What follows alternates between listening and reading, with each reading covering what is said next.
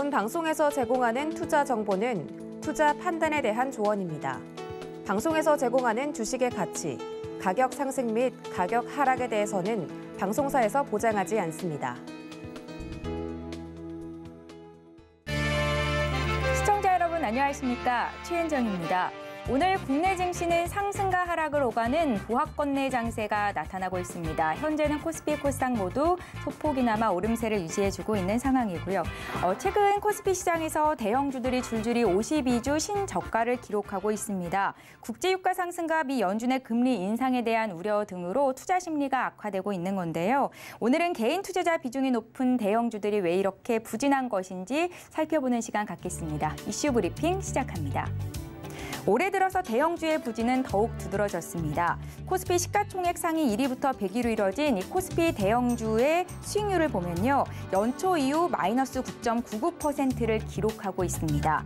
같은 기간 코스피 중형주가 마이너스 4.48%, 소형주는 1.21%로 플러스 수익률을 내고 있는 것과 비교하면 대형주들의 수익률이 많이 뒤처지고 있다는 겁니다. 대형주가 부진한 원인으로는 외국인들의 자금이 빠져나가고 있는 것이 가장 큰 요인으로 꼽히고 있는데요.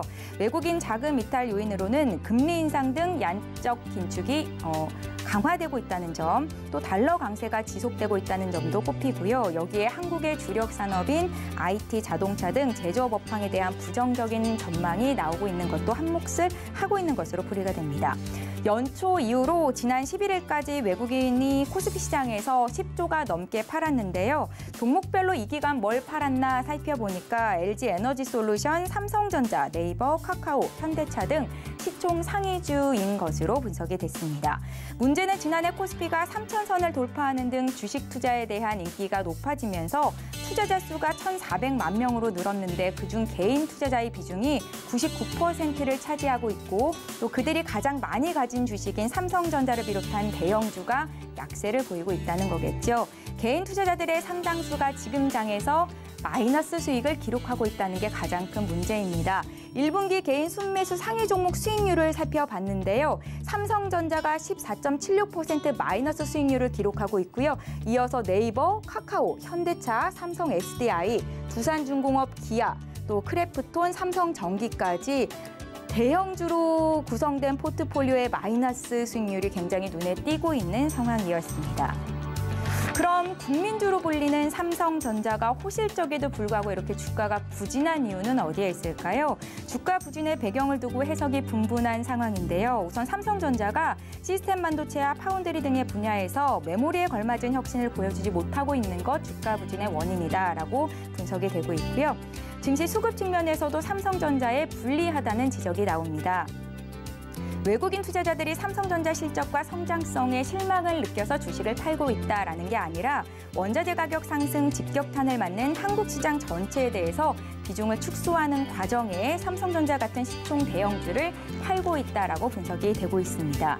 자, 오늘은 개인 투자자들의 비중이 높은 대형주가 부진한 이유에 대해서 살펴봤습니다. 이슈 브리핑이었습니다.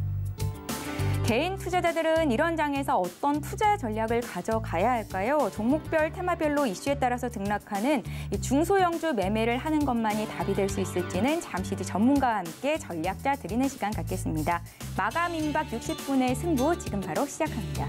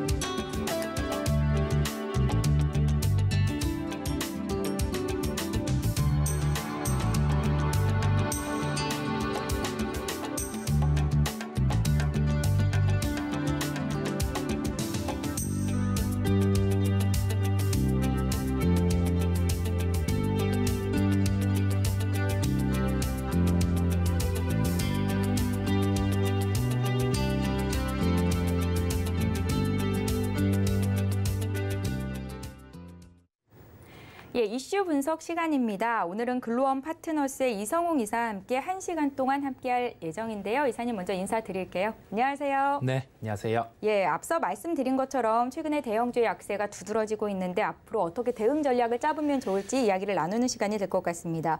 최근에 대형주 하락으로 국내 증시가 크게 흔들리는 네. 모습인데 먼저 최근 시총 상위 종목의 주가 흐름을 어떻게 보고 계신지 들어볼까요?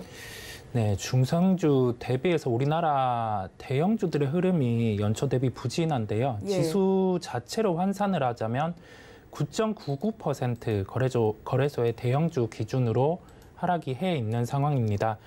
일단 삼성전자라든지 SK하이닉스 같은 경우는 대형 IT주 군인데 실적 대비해서 부진세가 지속이 되고 있는 모습이고요.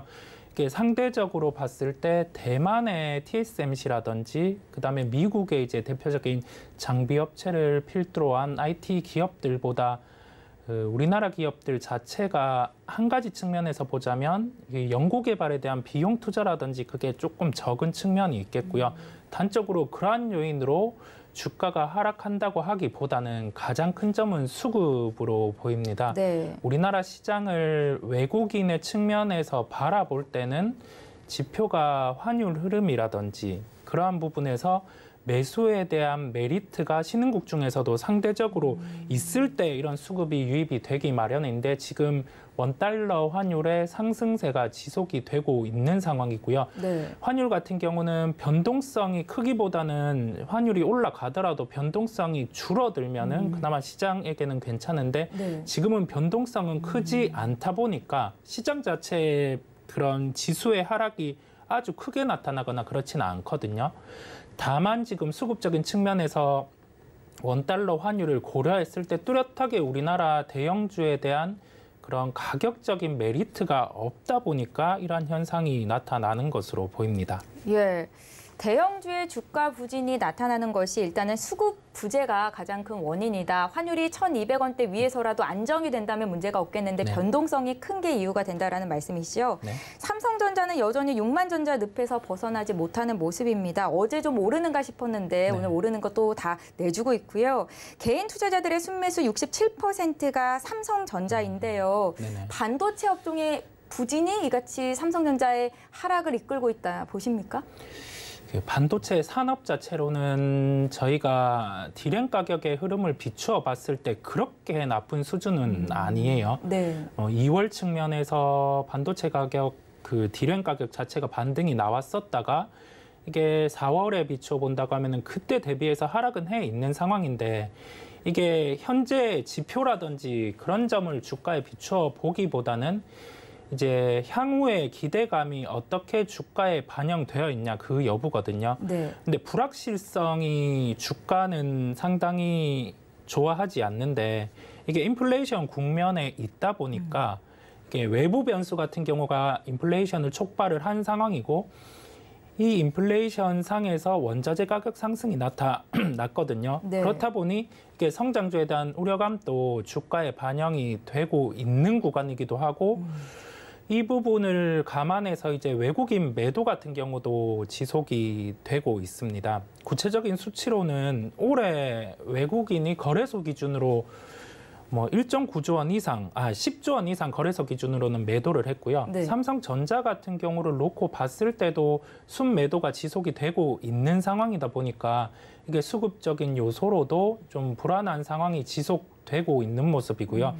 세부적으로 어제 반등이 나타났을 때 삼성전자라든지 SK하이닉스 둘 다 외국인의 순매도였거든요. 제가 기관에서군요. 네, 그렇습니다. 예. 기관의 순매수가 나타났는데 어제 반등 요인 시장 특징 같은 경우는 장 초반에서 종가까지 상승이 나타났어요. 그런 경향 자체는 아무래도 소위 말해서 지수를 추종하는 인덱스 자금이 기관이 이제 프로그램이라든지 자동으로 이렇게 유입이 되다 보니까 그와 같은 현상이 나타났고 이게 삼성전자라든지 SK하이닉스의 업황이 드라마틱하게 좋아져서 수급이 유입되었다고 하기에는 아직 한계가 있기 때문에 네. 이런 점을 종합을 해봤을 때 그 IT 업종 같은 경우에 그런 지표 자체는 나쁘지 않지만 그 인플레이션으로 촉발된 미래에 대한 불확실성 그게 존재를 하다 보니까 그러한 부분에서 뚜렷하게 아직 외국인 매수는 유입이 되지 않는 걸로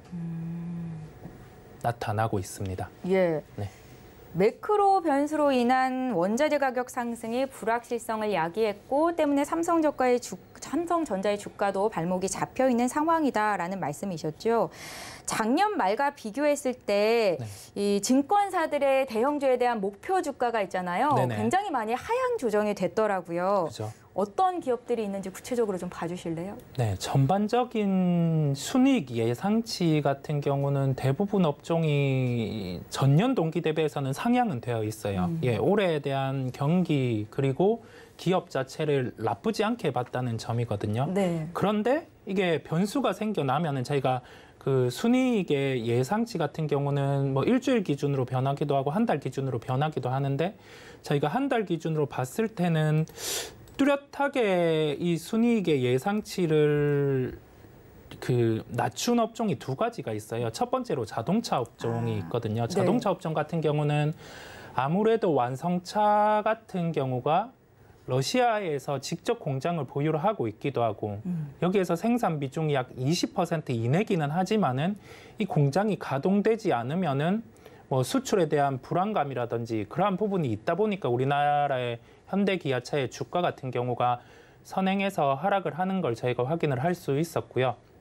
이게 러시아 우크라이나 이슈 같은 경우가 길어지면 길어질수록 자동차 업종에게는 조금 좋지 않은 경향이 있어요. 네. 왜 이게 러시아 우크라이나 이슈만으로 인해서 안 좋은 게 아니라 유럽 같은 경우가 또 자동차 소비라든지 그러한 측면이 있는데 러시아 우크라이나 이슈로 인해서 뭐 에너지 소비 같은 경우도 영향을 받거든요. 이게 러시아의 천연가스라든지 그러한 비중이 유럽이 소비를 하는 게 뭐 전체적인 국면에서 한 10% 정도는 차지를 하다 보니까 단기적인 이슈는 아니거든요. 그렇다 보니 이게 소위 말해서 나비 효과처럼 영향을 미치면서 완성차 업종에게는 좋지 않은 경향이 나타나고 있고요. 추가적으로 화학 업종 같은 경우는 업종 내에서도 주가는 차별화가 나타나고 있어요. 네. 소위 말해서 저희가 순수 화학 업종 같은 경우는 원재료를 원유에 가공을 해서 사용을 하는 경우가 많은데 원유의 가격이 상승을 하다 보니까 이 원재료 측면의 가격이 상승을 했고요. 근데 이게 원재료 가격 같은 경우가 제품에 빠르게 전가가 되면은 그러한 부분이 주가에는 되려 긍정적일 수가 있는데 이게 중국 같은 경우가 지금 코로나로 인한 부분, 그 다음에 뭐 크게 이 화학적인 부분에서 가동률이 올라오지 않다 보니까 일단은 화학 업종에게는 수요가 떨어지는 상황이고 원재료 가격은 상승하는 그러한 측면이 있다 보니까 저희가 예상했던 부분보다 비용이 올라가게 되거든요. 네. 그렇다고 하면은 실적이 좋지 않게 되는 경향이 있어요. 그렇다 보니 화학 업종 같은 경우도 역시 자동차 업종과 비슷하게 순이익의 예상치가 뭐 한 달 이전보다는 낮아진 상황이기도 합니다. 네. 자동차 쪽이랑 화학 쪽이 순이익 예상치가 낮아졌다는 말씀을 하셨는데 그죠, 그래서 그죠. 주가는 네. 오히려 좀 오르기도 하잖아요. 그죠. 예, 이유가 뭘까요? 그 자동차 업종 같은 경우는 미리 러시아 우크라이나 이슈에 대해서 러시아의 시장 점유율이 뭐 소위 말해서 20%라는 예가 있다고 하면은 그 정도에 해당하는 주가가 선행해서 이제 하락을 했어요. 한참 네네. 러시아 우크라이나 이슈가 있을 때 그러한 뭐 주가 같은 흐름이 한 가지의 좋은 이벤트든 안 좋은 이벤트든 그게 발생을 하면은 빠르게 빠지는 그리고 빠르게 상승하는 경향이 있거든요. 그러한 주가가 특정 이벤트를 모두 반영을 했을 때는 이제 이게 장기화되면 될수록 시장이나 업종이 적응을 하는 거죠. 그렇다 보니까 뒤이어서 이게 반등이 나오는 경향이 있겠고요.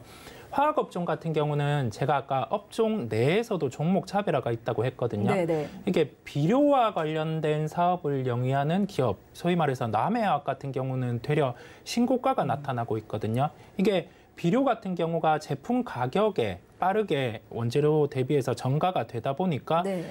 이게 소위 말해서 원재료와 제품 가격의 가격 차이가 스프레드라고 일컬어지는데 이게 원재료 가격이 상승하는 부분만큼 제품 가격도 같이 상승하다 보니까 이게 이익 측면에서는 긍정적인 효과가 있거든요. 네. 뭐 그런 비료 업종, 비료와 같은 종목이라든지 최근에 면화 가격 같은 경우가 면화? 10년 내에 신고가예요. 네네.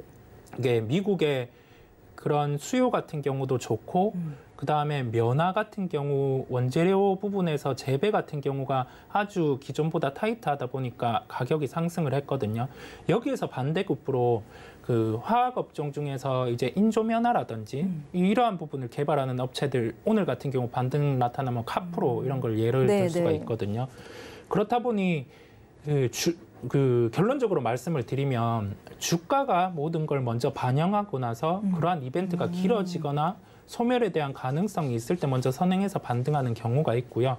그렇지 못한 경우라든지 아니면 원재료 가격의 상승이 제품의 정가가 빠른 기업들 같은 경우가 주가가 업종 내에서도 차별화되는 경향이 있다는 결론입니다. 예. 외국인 자금 이탈에 대해서 조금만 더 깊게 여쭤볼게요. 네. 한국은행이 오늘 기준금리를 인상시켰습니다. 미국의 빅스텝 이전에 한 단계 먼저 선제적인 대응을 한다라는 입장이었던 것 같은데요. 네. 5년 전에 미국의 양적 긴축 당시에 우리 증시에서 외국인 자금이 크게 빠져나간 적이 있어서 앞으로 외국인 자금이 또 계속 지속돼서 빠져나가는 건 아닌지를 우려할 수밖에 없는 상황인 것 같은데 어떻게 보십니까? 네. 키는 환율에 있는 것으로 보여요. 환율 네네. 자체가 변동성이 커져서 한 1270원, 1300원 이렇게 상승을 해버리면 그때는 우려감이 있을 것 같은데 아직은 그러한 우려는 낮을 것으로 보이고요. 1350원 이상 단계 같은 경우는 시스템 리스크, 즉 이제 금융적인 문제라든지 그러한 게 우리나라 이외의 신흥국에서 불거진다든지 네. 아니면 유럽이라든지 그러한 국가에서 뭔가 대형은행이 문제가 생긴다든지 그러한 요인이 있을 때 같은 경우가 외국인 매도가 더 가속화가 될 수 있는데 현재는 그러한 구간은 아니고요. 네네. 기존의 양적 완화 때 같은 경우도 그런 인플레이션이 촉발이 되는 단계에서 노동의 수입이라든지 그러한 부분까지 같이 증가가 하는 게 나타나다가 그때는 그 아마존이란 새로운 기업이 나타나면서 이게 노동에 대한 수입의 증가보다 플랫폼 부분에서의 요소의 변화로 그 인플레이션이 둔화가 됐었거든요. 근데 이번 국면에서 약간 비슷한 점을 생각을 해보면 이게 외부 변수로 인해서 에너지 가격이 상승이 해 있거든요. 천연가스라든지 원유인데 반대급부로 이 인플레이션을 신재생 에너지 쪽에서 잡아준다면 그때 양적 완화와 비슷하게 시장이 반등 나왔던 것처럼 이번에도 특정한 그런 수단이 나타나면서 시장은 반등이 나올 가능성을 현재는 열어두고 있어요. 예.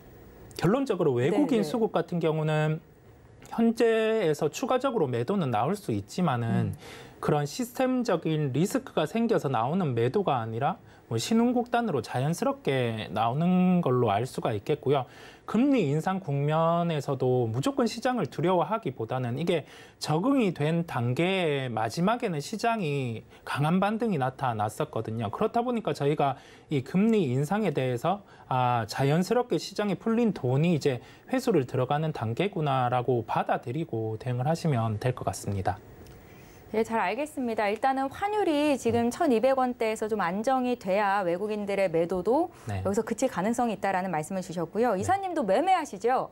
네, 매매 같은 경우는 제가 직접 매매는 하지 않고요. 예. 저희 어쨌든 시장 흐름을 계속 보시잖아요. 주변 사람들이 그렇습니다. 어떤 종목으로 돈을 벌었다, 잃었다도 들으실 거고. 대형주로 수익 내기가 쉽지 않은 장입니다. 특히 개인 투자자분들 입장에서는. 그럼 이런 장에서는 중소형 매매 쪽으로 눈길을 돌리는 게 답일까요? 네, 이게 상향치 같은 경우도 중소형 쪽이 조금 더 높은 상황이고요. 이게 대형 IT 같은 경우가 한 가지 측면에서 부진한 게 또 장비 수급이라든지 그러한 부분이 있다 보니 우리나라 장비 업체들한테는 장비 단가가 올라가는 요인이 되다 보니 또 긍정적인 부분이 있거든요. 네. 그렇다 보니 한 가지 예로 봤을 때도 지금 대형주보다는 중소형주가 나을 수 있는 요인이라고 할 수 있겠어요. 수요 공급 측면에서 지금 이익의 증가가 중소형주 쪽이 낮거든요. 그렇다 보니 대형주보다는 중소형주가 좋은 현상이 지속되는 이유가 실적 측면에서 더 낮기 때문에 이게 이어지고 있는 것으로 보입니다. 제가 왜 이 질문을 드렸냐면 삼성전자가 52주 신저가를 찍고 있는데 개인 투자자들이 더 사고 있단 말이에요. 지금 삼성전자로 돈 벌기보다는 중소형주 쪽으로 눈길을 돌려야 수익률을 좀 극대화시킬 수 있다는 말씀이신 거죠? 네, 현재는 그렇고요. 예. 이게 삼성전자의 매수도 나쁘지는 않아요. 기업은 좋고 한데 저희가 자금의 성향상 이게 특정한 자금 자체가 그 화폐의 가치도 있지만은 시간 가치까지 포함을 한다 하면은 그게 기회비용까지 감안을 해야 되거든요. 그렇다 보니까 저희가 기회비용까지 감안을 한다면은 그 가치보다 상승의 시간 폭이 더 빠르게 도달을 할 수 있는 게 대형주보다는 중소형주 측면에 있겠고요. 그런 측면은 또 수급에서 풀어볼 수가 있겠는데 대형주 수급은 외국인의 영향을 많이 받는데 중소형주 수급은 지금 외국인의 영향을 크게 받지 않다 보니까 네. 상대적으로 그러한 측면에서도 중소형주가 더 나은 구간이라고 할 수가 있겠습니다. 그러면 이사님, 우리 TV를 시청하신 시청자분들을 위해서 탑픽 종목 좀 꼽아주세요. 네, 지금 반도체 단에서는 환경이 바뀔 수 있는 그러한 장비 업체를 주목을 하고 있는데 이게 반도체 패키징이라고 반도체를 소위 말해서 뭐 포장하고 가공하고 이러한 기술을 가진 기업이 있는데 삼성에서도 투자를 뭐 유지하거나 늘릴 수도 있는 구간이거든요. 네. 그렇다 보니까 시그네틱스란 기업을 제가 시그네틱스, 예. 말씀을 드리겠고요. 추가적으로 게임 업종이 좋지 않은 상황인데 이러한 게임 업종의 주가 안에서 일정이 가까워지는 그리고 그 출시 일정에 따라서 게임에 기대감이 있는 그러한 종목들 같은 경우는 주가가 강세를 나타낼 가능성이 높거든요. 그렇다 보니까 게임주 중에서는 펄어비스 같은 경우를 긍정적으로 보고 있습니다. 예, 잘 알겠습니다. 시그네틱스와 펄어빅스 이성웅 이사님의 탑픽 종목으로 꼽아주셨으니까 관심 있으신 분들 참고하시면 좋겠습니다. 이성웅 이사님과는 함께 계속 할 거고요. 저희 오늘 투자 포인트 확인한 후에 키워드 식스센스로 다시 돌아오겠습니다.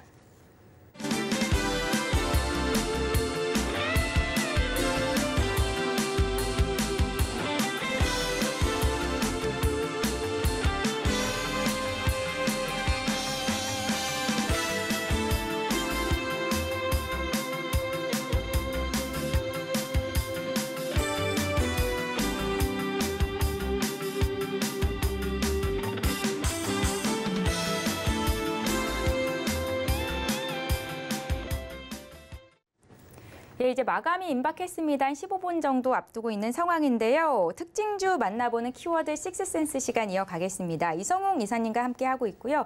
먼저 오늘장 흐름 어떻게 보셨는지 좀 여쭤볼까요? 네, 통상 옵션 만기일에는 시장의 변동성이 확대되기 마련인데 어제 추세가 되게 좋았잖아요. 상승 폭도 평소보다 컸다 보니까 오늘 시장 같은 경우는 옵션 만기일임에도 불구하고 변동성이 줄어든 보합권의 시장 흐름이 지속되는 모습입니다. 네. 하지만 코스피, 코스닥 양시장 모두 외국인의 순매도 흐름은 나타나고 있고요. 이게 금액 자체로는 동시간대 대비해서 줄어들기는 했지만은 뚜렷한 순매수에 대한 메리트가 없다 보니까 양시장 매도 흐름이 이어지고 있는 것으로 보입니다.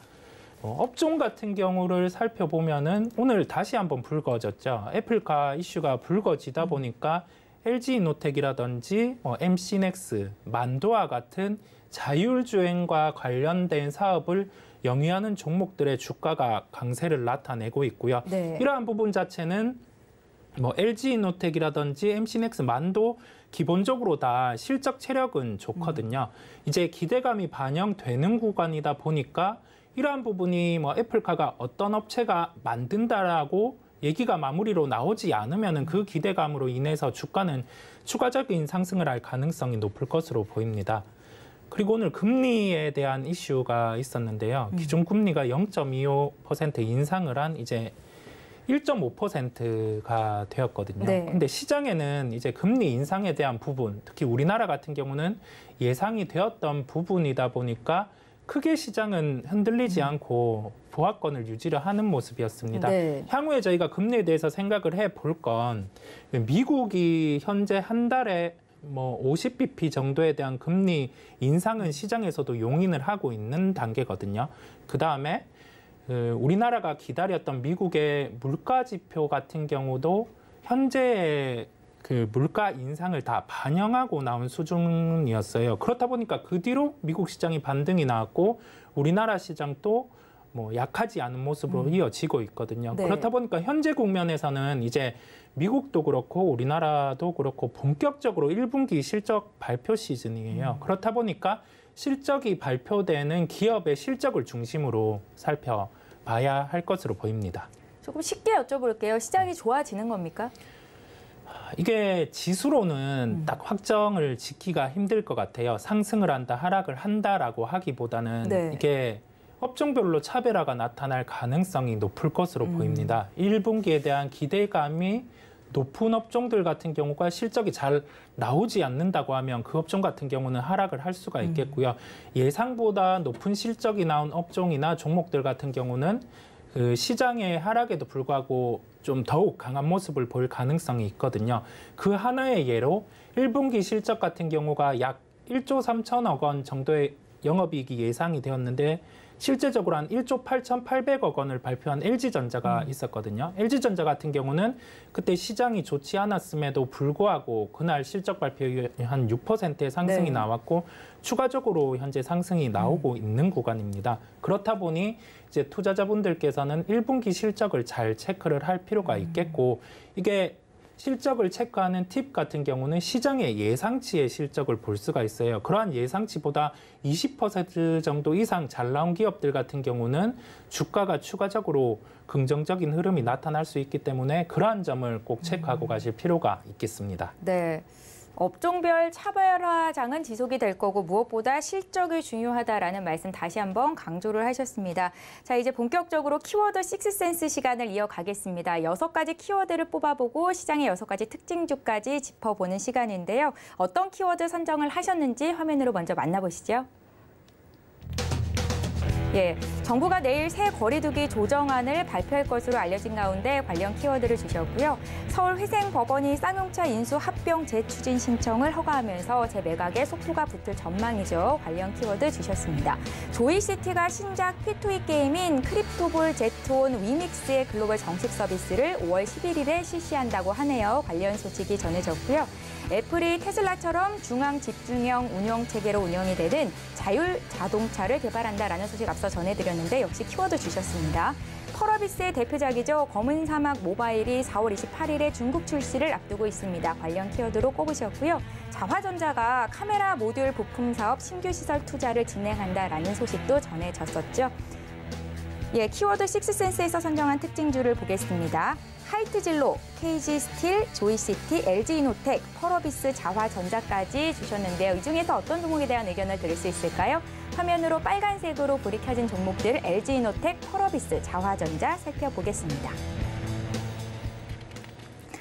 네, 애플이 테슬라처럼 OS로 운영이 되는 자율 자동차를 개발한다라는 소식 앞서서 전해 들었었는데 관련주로 LG이노텍을 꼽으셨거든요. 고일까요, 스탑일까요? 네, LG이노텍은 고입니다. 네. 이게 LG전자의 실적을 제가 방금 전에 말씀을 드렸잖아요. 이게 일회성일지 일회성이 아닐지 5천억의 규모에 대해서 지금 시장에서는 이야기가 많은데 네. 저희가 이번 달 말에 분기 보고서를 통해서 명확하게 이 부분이 어떤 부분에서 발생한 이익인지 확인이 가능한데요. 일단은 자율주행 부분에서 특허권과 관련돼서 발생했을 가능성이 높을 것으로 추측을 하고 있습니다. 네. 그렇다 보니까 이 부분에 대해서 연결해서 이제 LG이노텍 같은 경우가 애플카 이슈가 나오면서 부각이 되고 있는데요. 애플카에서 부각이 되는 부분이 자율주행과 관련된 이 사업의 활성화에 대해서 코멘트를 했는데 이게 자율주행의 특정 부분이 이제 소프트웨어 같은 경우가 통합이 돼서 움직여야 되다 보니까 이 사업부를 가지고 있는 게 우리나라에서 LG이노텍, 그다음에 만도, MC넥스 이런 기업이 있거든요. 네. 이런 기업이 있다 보니까 시장에서는 먼저 기대감으로 주가가 상승이 나타나는 걸 저희가 확인을 할 수 있겠고요.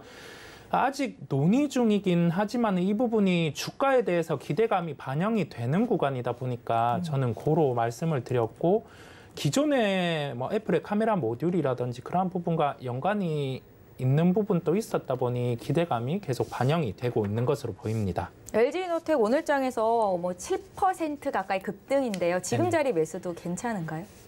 통상 뭐 하루에 한 7% 올랐을 때 추격 매수 같은 경우는 다음 날에 하락을 할 수 있는 요인도 있어요. 그렇다 네. 보니까 한 7에서 10% 주가가 상승을 했다면은 막 2에서 3% 다음 날 조정이 나왔을 때 그러한 구간에서 조정시 매수. 네, 접근을 예. 하는 게 낫고요. 왜냐하면은 뭐 이렇게 하루에 7에서 10% 정도의 상승이 나왔다고 하면은 다음 날 바로 상승은 잘 나타나지 않거든요.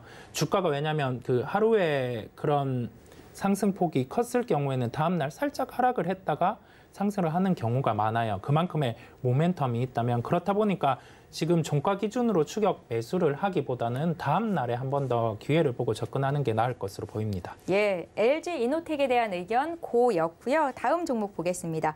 펄어비스예요. 검은 사막 모바일 중국 출시 앞두고 있다. 저희가 뭐 자주 언급을 하는 종목 중에 하나인데 고일까요, 스탑일까요?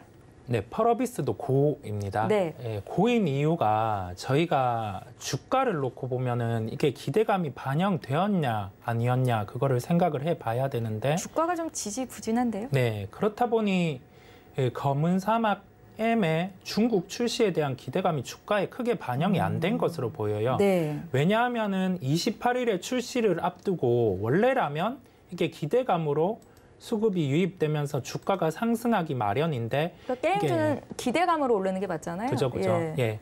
한 번에 출시에 대한 연기가 있었거든요. 그렇다 보니까 이게 확인하고 관련된 심리까지 존재를 하는 것 같아요. 네. 그렇다 보니 주가가 조금은 지지부진한 측면이 있는데 이게 우리나라의 게임 같은 경우 상위의 랭크가 되면 일매출이 통상 한 10억 정도가 발생을 하게 돼요. 근데 어마어마하네요. 네. 네. 중국 같은 경우에 탑 5의 랭크가 된다고 하면은 월로 50억 이상의 이익이 매출이 발생을 하게 되거든요. 그렇다 보니까 우리나라에서 보다 5배 정도 이상의 대한 일매출의 발생 가능성이 있는데 통상 이게 게임 출시 이전에 중국에서 게임에 대한 기대감을 뭐 별의 개수로 조사를 하는 그러한 매체가 있는데 네. 중국에서는 뭐 왕자 영요라든지 전통적으로 상당히 그 팬층이 두터운 게임들이 있거든요. 이게 통상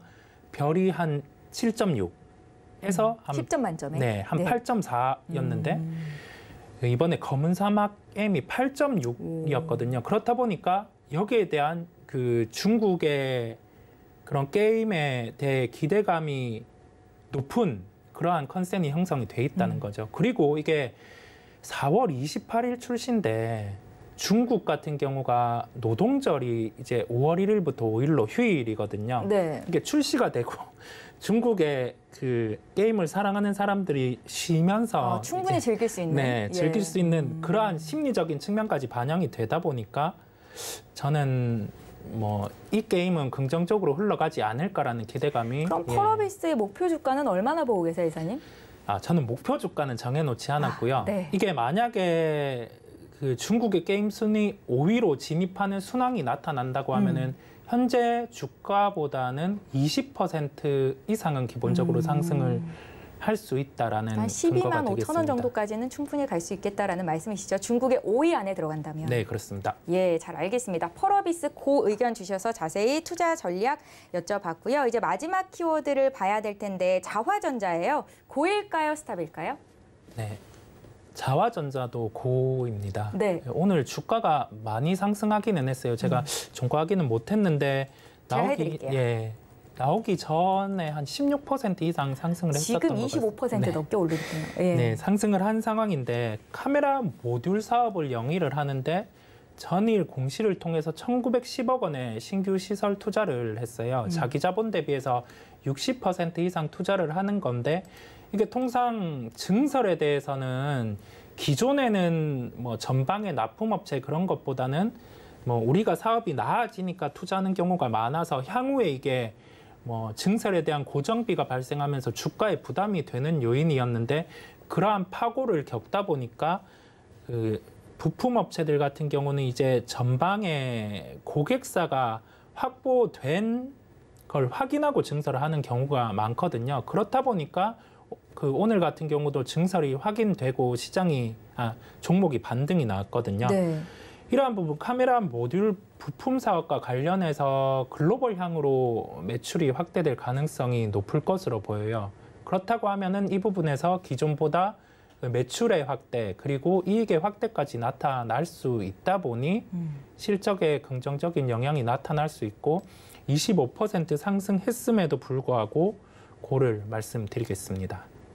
상승했음에도 불구하고라면 내일장 조정 시 반드시 매수? 네, 내일장 조정 시 긍정적으로 봐도 되는 종목입니다. 예, 잘 알겠습니다. 저 이렇게 해서 키워드 식스센스에서 꼽아오신 종목들에 대한 투자 의견까지 함께 들어봤습니다. 시간이 조금 남아서 앞서서 꼽아오셨던 키워드들 네. 좀 살펴보고 싶은데요. 네. 정부가 내일 새 거리두기 조정안을 발표할 것으로 알려졌습니다. 이제 실외에서도 마스크를 벗을 수 있게 될까요? 네, 그럴 가능성이 아무래도 높을 것 같아요. 왜냐하면은 기존의 거리두기안을 정부에서 얘기를 할 때 확진자가 줄어들면은 실외 마스크 같은 경우는 벗게 하도록 하겠다라고 얘기를 했었고요. 네. 근데 저희가 이 부분에 대해서 주가와 연결해서 생각을 해봐야 하잖아요. 시장에서는 그 확진자가 줄어들면 마스크를 벗는다는 거에 대해서는 그 컨센이 형성이 돼 있는 거죠. 아, 이렇게 해서 흘러가겠구나라고 하다 보니까 리오프닝 테마 같은 경우는 저번에 선행해서 반등이 나왔었고 이제 이 예상하던 부분이 현실이 되면은 주가 같은 경우는 되려 매도가 나올 수가 있거든요. 그렇다 보니까 네. 리오프닝과 관련된 테마 같은 경우는 내일 또 긍정적일 수 있겠지만은 이 거리두기 안이 발표가 되면 이제 매도를 해서 대응을 하는 게 나을 수도 있겠고요. 이와 관련해서 직접 실적과 연결될 수 있는 이제 뭐 화장품, 색조 화장품과 관련된 뭐 많이 말씀드렸던 CNC 인터내셔널 네. 뭐 이러한 종목들이 있겠고 그러한 종목들 같은 경우는 이제 본격적으로 마스크를 벗게 되면 이제 화장도 나가면서 더 추가로 하게 되고 네. 그렇다 보니까 색조 화장품의 판매는 늘게 될 거고 예, 그러한 기대감이 추가로 반영이 될 수 있거든요. 그렇다 보니 테마 종목들 같은 경우는 매도가 나올 수 있는 확률이 매우 높다는 걸 인지를 하고 계시면 될 것 같고요. 이제 마스크를 벗게 되면은 색조 화장품 같은 경우는 판매가 늘 수 있기 때문에 이와 관련된 종목들 같은 경우는 추가 상승의 가능성이 높을 것으로 보입니다. 예, 잘 알겠습니다. 키워드 식스센스 시간 함께 했습니다. 여기까지 들을게요. 글로원 파트너스의 이성웅 이사와 함께 했습니다. 잘 들었습니다. 네, 감사합니다.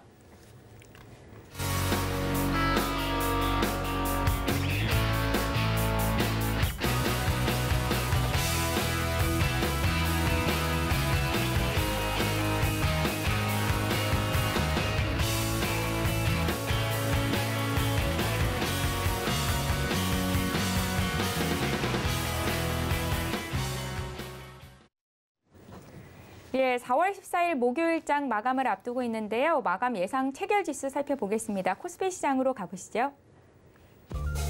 예, 오늘 코스피 지수는 약보합권 마감이 예상되고 있습니다. 어제보다 0.02%, 0.45포인트 내린 2,716선에서 거래를 마칠 것으로 예상이 되는데요. 장중 내내 보합권 내 움직임이 나타났었죠. 일중으로는 보겠습니다.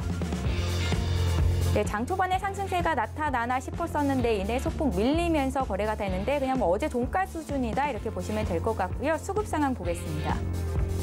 네, 오늘 장에서는 기관의 매수세가 어제에 이어서 들어오고 있다는 것이 특징적이었습니다. 개인들이 658억 원, 기관이 762억 원 매수 우위를 보이는 가운데 외국인은 오늘도 팔았네요. 1,500억 원 매수세가 잡히고 있습니다. 네, 시가총액 상위 종목군 움직임 보시죠. 종목들로 좀 흐름이 엇갈렸는데요. 일단은 대장주 삼성전자 어제 2%대 올랐었는데 일정 부분 차익 실현 매물이 나오면서 67,600원 선 거래를 마칠 것으로 예상이 되고요. SK 하이닉스도 동반해서 2%대 조정을 받습니다. LG 에너지 솔루션과 삼성 바이오로직스 또 네이버에는 1%에서 3%대의 급등세가 들어왔는데요. 오늘 상승 마감할 것으로 예상이 됩니다. 6위부터 10위권의 종목도 살펴보시죠. 카카오와 삼성 SDI가 오름폭을 늘리면서 마감이 될 것으로 예상이 되는 가운데 오늘 현대차의 주가가 조정을 받습니다. 2%대 하락하면서 17만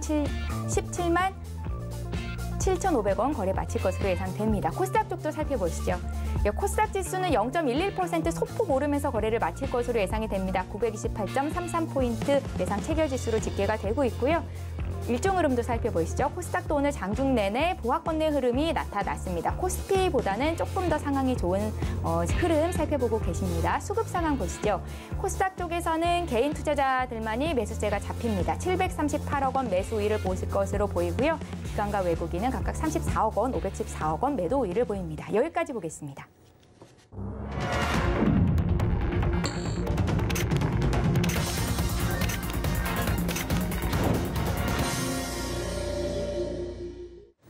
네, 신의 한수 이정수 파트너 전화로 연결해 보겠습니다. 안녕하세요. 네, 안녕하세요. 신의 한수 이정수 파트너입니다. 예, 오늘 국내장 엎치락 뒤치락하면서 보합권내 움직임이 나타났습니다. 시장 흐름 어떻게 보셨습니까? 네, 시장은 역시 좋았습니다. 이게 이제 이해가 안 될 거예요. 왜냐하면 제가 분명히 얘기했듯이 대형주는 재미가 없다고 말씀을 드렸고 테마주 장세가 될 거라는 얘기는 2월 달서부터 계속 얘기를 했습니다. 뭐 이거 또 얘기하면 또 지겹겠지만 오늘 옵션 만기였으니까 이어서 한번 간략하게 좀 말씀을 드려보면 1월 17일이었죠. 1월 17일 날에 여기 2,900이 깨지는 날 현금화 대응 50% 하라 말씀을 드렸고 현금화 대응을 했을 때에서 종목들이 30%에서 많게는 40% 빠지는 거 세이브된 겁니다. 안 깨졌죠. 현금화 대응 50% 했기 때문에. 그리고 그 달부터 2월 달서부터 장이 바뀔 건데라는 얘기를 이미 설날 명절 들어가기 전에 얘기를 해줬어요. 바로 대형주 하지 말고 중소형주 강세장으로 바뀔 거다. 그 흐름이 여기서 잡혔기 때문에 그 말씀을 드리는 거예요. 그 얘기대로 지금 가고 있는 거고요. 삼성전자 어떻게 되고 있는지, 현대차 어떻게 되고 있는지, 그다음에 하이닉스 어떻게 되고 있는지, 뭐 최근에서도 계속 그쪽에다 제가 거의 뭐 악담 정도로 안 좋은 얘기만 하고 있으니까 뭐 한 번, 두 번 듣는 사람들은 꽤 있을 겁니다. 뭐 자주 들었겠지만 어쨌든 그 일은 2월 달서부터 벌어진 건데요. 어쨌든 지나간 건 지나간 거 그러면 앞으로 어떻게 될 건데 라고 물어본다라 그러면 앞으로도 똑같습니다. 대형주들 철저히 피해 다니세요. 대형주 수익 안 납니다. 지금도 삼성전자 목매달 자리 아닙니다. 제가 4월 달 들어서면서부터 해서 계속 얘기한 게 있어요. 비료 관련주, 곡물 관련주, 인플레이션 관련주 해야 된다고. 오늘 계속 뭐 지난주도 지지난주도 제가 대유하고 카프로하고 그다음에 그 외에 비료 사료 관련주 계속 얘기했는데 잘 움직이죠. 좀 이따가도 리뷰를 한번 하겠지만 비료 곡물 관련주는 잘 움직였습니다. 그리고 제가 또 4월 달에 얘기했던 종목이 있어요. 이쪽을 이제 다 종목을 다 바꿔야 된다. 그러니까 2월 달에서는 제가 진단키트 관련주들을 굉장히 많이 얘기했었는데 3월 달에서도 괜찮다. 한 방이 있다. 분명히 올라갈 거다. 해갖고 3월 달에 진단키트 관련주들이 다 올라갔습니다. 랩피도믹스 뭐 78% 올라갔고요. 뭐 나노엔텍도 한 30% 40% 올라갔고요. 뭐 엑세스바이오도 10% 15% 올라갔고 뭐 바이오스마트도 10% 11% 올라갔고 다 먹고 팔 수 있는 종목을 기회를 줬죠. 근데 그때서 얘기했을 때에서 3월 달에 뭐라고 얘기했냐면 진단키트 관련주는 단기적인 매매로만 끝내야 되고 장기 투자를 하면 소비주를 해야 된다라는 말씀을 드렸고 그리고 그게 3월 30일에서 정확하게 이때에서 이제 진단키트는 끝났으니 이제 소비주로 다 교체를 해라. 4월 달은 소비주의 시장이 될 것이다. 대신에 소비주의 뭐가 움직일 거는 제가 비밀로 했었는데요. 제가 오늘 공개 방송에서 먼저 첫 번째 주자는 화장품이 될 거라고 얘기를 했습니다. 그러니까 저는 오늘서부터 화장품을 비롯한 나머지도 다 올라갈 거예요. 그러니까 최근에 비료 관련주, 그다음에 곡물 관련주 주가 흐름 괜찮았는데 끝난 건 아닙니다. 더 갈 건데 근데 지금 만만한 쪽은 이제 소비주가 될 거니까 그래서 소비주는 항공주, 여행주, 백화점, 카지노, 영화, 엔터주, 화장품, 음식업종 등등등등 여러 가지가 있지만 일단 화장품에 대한 집중을 먼저 해보고 나서 그 다음부터 다른 것 주워 담아도 괜찮을 것 같아서 다 좋기는 한데 그래서 지금 보면은 오늘도 뭐 국순당이라든지 지금 주류 관련주도 움직임들이 괜찮죠. 뭐 제주맥주도 오랜만에 다시 움직여주고 있고 뭐 그래 하여튼 어제도 에탄올 관련주도 급등 나오고 그래서 음식업종이라든지 이런 것도 나쁘다는 얘기는 절대로 아닌데 이제는 조금 화장품 쪽으로 집중을 좀 해보자.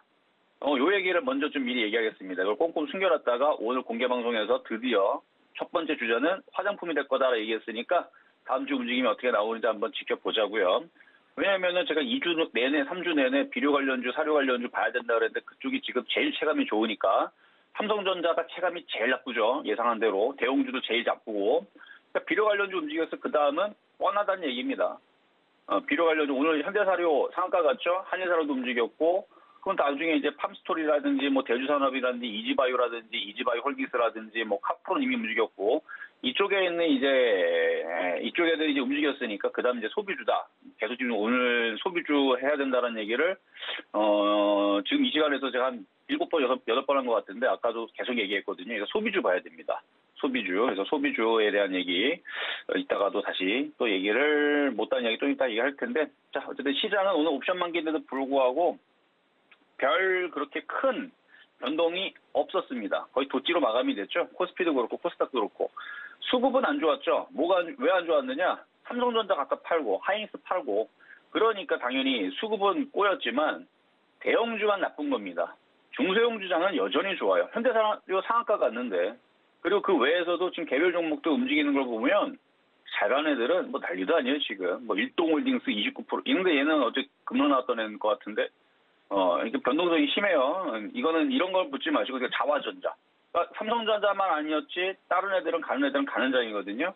근데 제가 이것도 일주일 전에 얘기했었던 얘기인데 테마주들 가는 게 다 가는 게 아니고 일부만 간단 말이죠. 그러니까 뭘 잡아야 돼? 대형주 안 좋은 건 알겠어, 그렇죠? 여러분들도 대형주 안 좋은 건 알겠어. 그러면은 이제 테마주를 사야 되는데 도대체 뭘 사야 될지 보면 이게 주먹구구식으로 움직이고 게릴라식으로 움직이니까 도대체 뭘 잡아야 될지 모르겠고 이게 내일 갈지 안 갈지 너무 답답하죠. 그래서 제가 일주일 전에 여러분들 얘기한 게 뭡니까?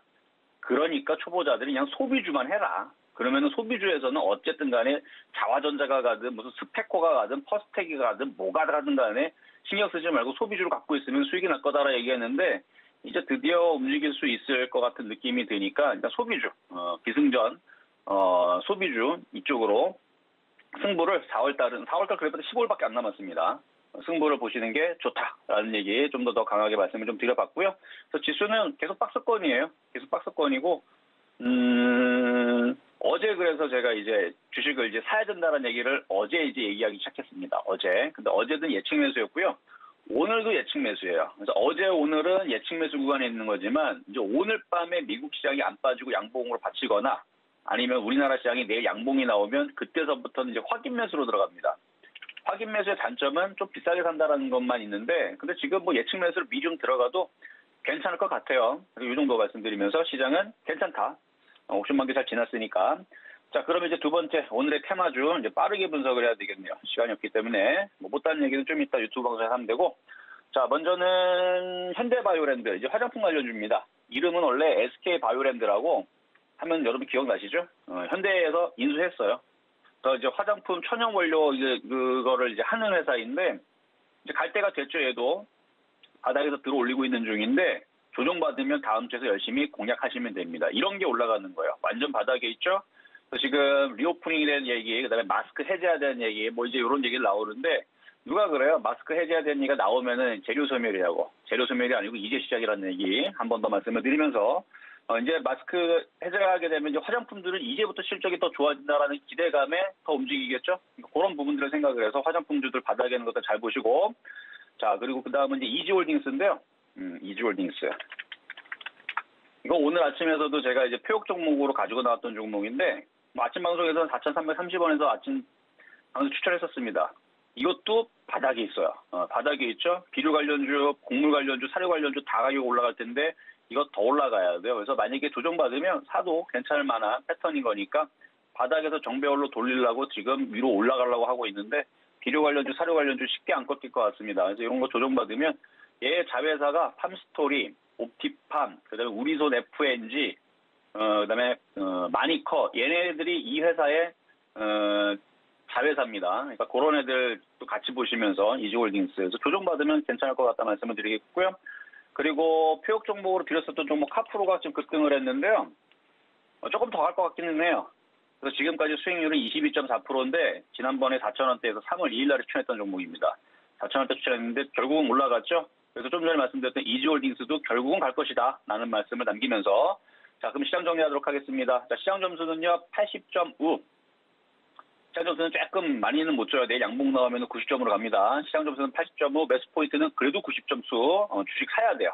리오프닝 관련주 잘 보시고 85.5 평가하도록 하겠고요. 여기까지 이정수의 신한수였습니다. 네, 이정수 파트너와는 문자샵 0082번으로 신의 한수 이렇게 네 글자 보내주시면 못다한 이야기 나눠보실 수 있습니다. 신의 한수의 이정수 파트너와 함께했습니다. 고맙습니다. 네, 감사합니다. 네, 마감 임박 60분의 승부 여기서 마칩니다. 저희는 내일 오겠습니다. 고맙습니다.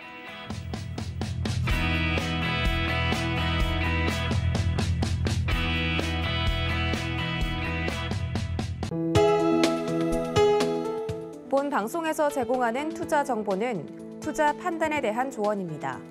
방송에서 제공하는 주식의 가치, 가격 상승 및 가격 하락에 대해서는 방송사에서 보장하지 않습니다.